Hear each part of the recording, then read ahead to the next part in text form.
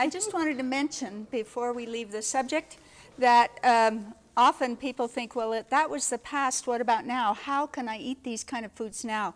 There are a lot of books out there. I got this one at the Real Foods Market in Heber. They also have one in Orem. And it talks about Pottinger, and it talks about Weston Price and the natural foods, the traditional foods diet. But it also talks about, if you can't get these foods, what supplements are in them that are really important for us to take. And it has a lot of very good information in it. There's many books like this out on the market.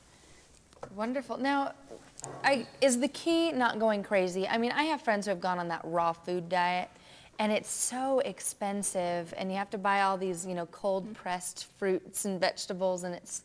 Well, the traditional tribes did not eat all raw foods. They ate a lot of raw foods, but they also ate a lot of cooked foods. Okay. And so it isn't so much raw, but eating whole foods and much less refined foods, because the refined foods are broken down, they're milled out, a lot of the nutrition is gone, they're kind of dead.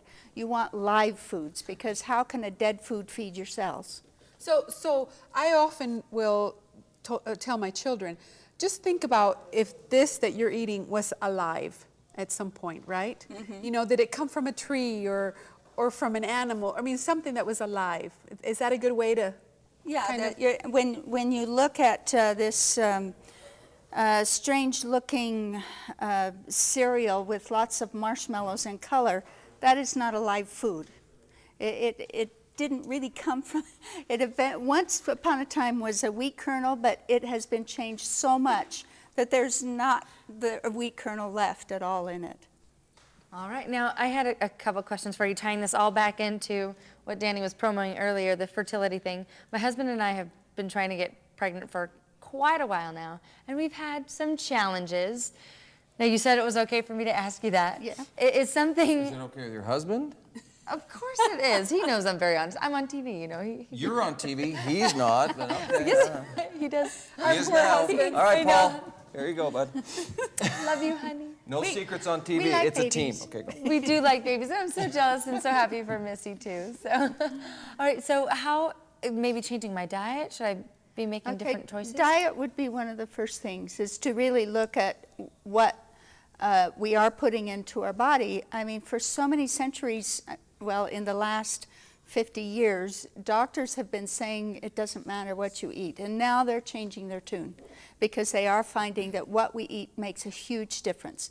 But also, the things that you want to look at, sometimes there's just a little thyroid being off, and it's not so big that it shows up on the thyroid tests. And a little bit of thyroid can often make a difference. Sometimes there's a progesterone imbalance, and testing the progesterone levels could be very important, because it's really difficult to get pregnant if the progesterone is not preparing the womb in order to be able to have the egg implanted in it. Let's take a look at the other side of the coin. What specifically is Paul doing wrong? Danny. Diet. Could that be also? Yes, definitely, because they need... if you're eating the raw or acidic or different, I was told different things like that could affect... His diet consists of chocolate bars and Dr. Pepper. What? Perfect. What's wrong with that? He'll kill me for that one, because it's true. Only you'll be fine with the other ones, right? There are things like bike riding, like sitting in the spa too long, that reduce the sperm count. There's a lot of things that will reduce the sperm count, and looking at that would be really important. And diet is one thing that could make a difference there.